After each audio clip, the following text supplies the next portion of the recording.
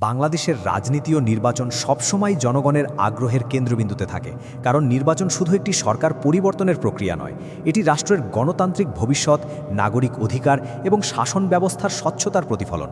বর্তমান সময়ে বাংলাদেশের রাজনৈতিক বাস্তবতা, অর্থনৈতিক চাপ, আন্তর্জাতিক পরিস্থিতি ও সামাজিক পরিবর্তনের প্রেক্ষাপটে নির্বাচন নতুন করে গুরুত্ব পাচ্ছে। বর্তমান রাজনৈতিক বাস্তবতা। বাংলাদেশের রাজনীতি দীর্ঘদিন ধরেই দ্বিদলীয় কাঠামোর মধ্যে আবর্তিত। একদিকে ক্ষমতাসীন দল, অন্যদিকে প্রধান বিরোধী শক্তি। এই দুই পক্ষের মধ্যে পারস্পরিক আস্থার ঘাটতি এখন চরম পর্যায়ে পৌঁছেছে। বিরোধী দল অভিযোগ করছে যে নির্বাচনী ব্যবস্থায় নিরপেক্ষতা নেই।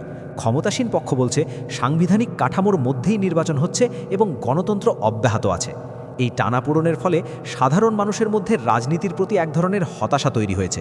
অনেক নাগরিক মনে করেন, ভোট দিয়ে প্রকৃত পরিবর্তন আনা সম্ভব কিনা, এই প্রশ্নই আজ সবচেয়ে বড় সংকট। নির্বাচন ব্যবস্থা ও আস্থার সংকট। একটি গণতান্ত্রিক রাষ্ট্রে নির্বাচনের সবচেয়ে গুরুত্বপূর্ণ বিষয় হলো বিশ্বাসযোগ্যতা, কিন্তু সাম্প্রতিক কয়েকটি নির্বাচনে অংশগ্রহণের হার কমে যাওয়া, ভোট কেন্দ্রে উপস্থিতি নিয়ে প্রশ্ন এবং বিরোধী দলের অভিযোগ সব মিলিয়ে একটি আস্থার সংকট স্পষ্ট। মূল চ্যালেঞ্জগুলো হলো নির্বাচন কমিশনের পূর্ণ স্বাধীনতা নিয়ে সন্দেহ, প্রশাসনের নিরপেক্ষ ভূমিকা নিয়ে বিতর্ক, বিরোধী দলের মাঠে রাজনীতি করার সুযোগ সীমিত হওয়ার অভিযোগ। এই অবস্থায় নির্বাচন যতই সাংবিধানিকভাবে সঠিক হোক না কেন, যদি জনগণের মনে আস্থা না থাকে, তাহলে সেটি গণতন্ত্রকে শক্তিশালী না করে বরং দুর্বল করে। অর্থনৈতিক বাস্তবতা ও রাজনৈতিক প্রভাব। বর্তমান সময়ে বাংলাদেশ অর্থনৈতিকভাবে এক ধরনের চাপের মধ্যে আছে।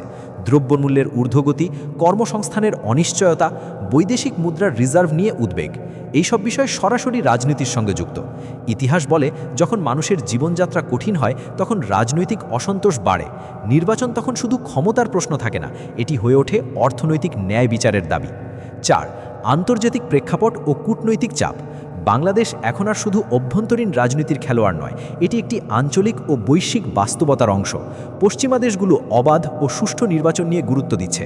আন্তর্জাতিক মানবাধিকার সংস্থাগুলো গণতান্ত্রিক পরিবেশ পর্যবেক্ষণ করছে।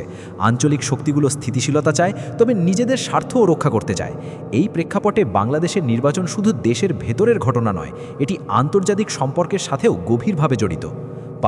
তরুণ প্রজন্ম ও ভবিষ্যৎ রাজনীতি। বাংলাদেশের মোট জনসংখ্যার বড় অংশ তরুণ। এই তরুণরা আগের প্রজন্মের মতো শুধু দলীয় রাজনীতিতে সীমাবদ্ধ থাকতে চায় না, তারা চায় কর্মসংস্থান, দুর্নীতিমুক্ত প্রশাসন, মত প্রকাশের স্বাধীনতা ও ডিজিটাল সুযোগ সুবিধা। যদি রাজনীতি তাদের এই চাওয়াগুলো উপেক্ষা করে, তাহলে ভবিষ্যতের রাজনৈতিক ব্যবস্থার সঙ্গে তরুণদের দূরত্ব আরও বাড়বে, যা গণতন্ত্রের জন্য বড় হুমকি। নির্বাচন ও গণতন্ত্রের ভবিষ্যৎ। আজকের বাংলাদেশের সবচেয়ে বড় প্রশ্ন, আমরা কি শুধু নির্বাচন চাই নাকি সত্যিকারের গণতন্ত্র চাই? নির্বাচন হতে পারে দুই রকম, কেবল সাংবিধানিক দায়িত্ব পালনের জন্য, অথবা জনগণের মতামত সত্যিকার অর্থে প্রতিফলিত হওয়ার জন্য। দ্বিতীয় পথটাই গণতন্ত্রকে শক্তিশালী করে। এজন্য দরকার সব দলের অংশগ্রহণ, স্বাধীন ও শক্তিশালী নির্বাচন কমিশন এবং নিরপেক্ষ প্রশাসন, মুক্ত মিডিয়া ও মত প্রকাশের স্বাধীনতা। মূল কথা, বাংলাদেশ আজ এক গুরুত্বপূর্ণ সন্ধিক্ষণে দাঁড়িয়ে। একদিকে উন্নয়নের দাবি, অন্যদিকে গণতন্ত্রের প্রশ্ন।